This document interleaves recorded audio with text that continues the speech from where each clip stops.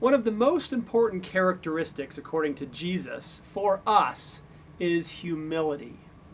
And that's for many different reasons, but one of those reasons is that if you are humble, you realize that you don't know everything, and therefore you are open to new things that God wants to show you. Your heart is open to that joy and that life-giving thing that God wants to give you. But that takes humility. Being able to say, God, I don't know everything. Please show me. This sort of idea is really apparent in John chapter 9, where Jesus says the backwards statement, I have come that the blind may see, and those who see may be blind. In John chapter 9, it's a story of a man who was born blind, and Jesus healed him. But then the Pharisees, or the Jewish religious leaders of the day, got all bent out of shape because Jesus healed him on the Sabbath. And the Sabbath, according to them, was a day where you were not supposed to do any sort of work, including healing people. And so they interrogated the man who was born blind. And they talked to the parents also.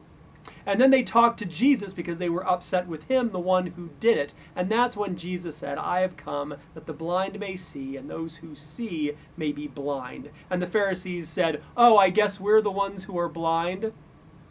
And Jesus says, because you claim to see, your guilt remains. They didn't have any humility. They claimed to see, but according to Jesus, they were blind. You see, there's physical sight.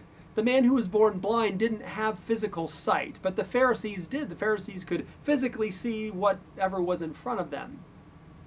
But Jesus is talking about spiritual sight and blindness.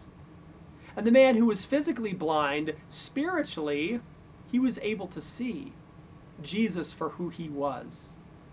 But the Pharisees who claimed to see, spiritually, they could not see. They couldn't see what God was doing right in front of their eyes because they lacked humility.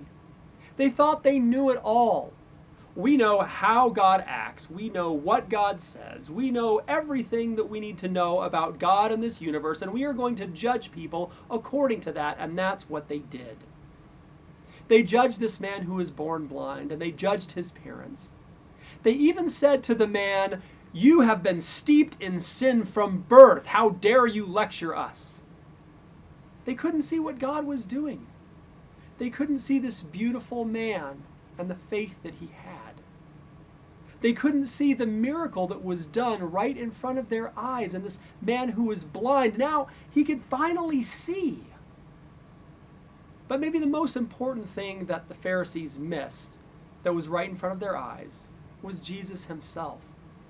They couldn't see that Jesus was the Son of God.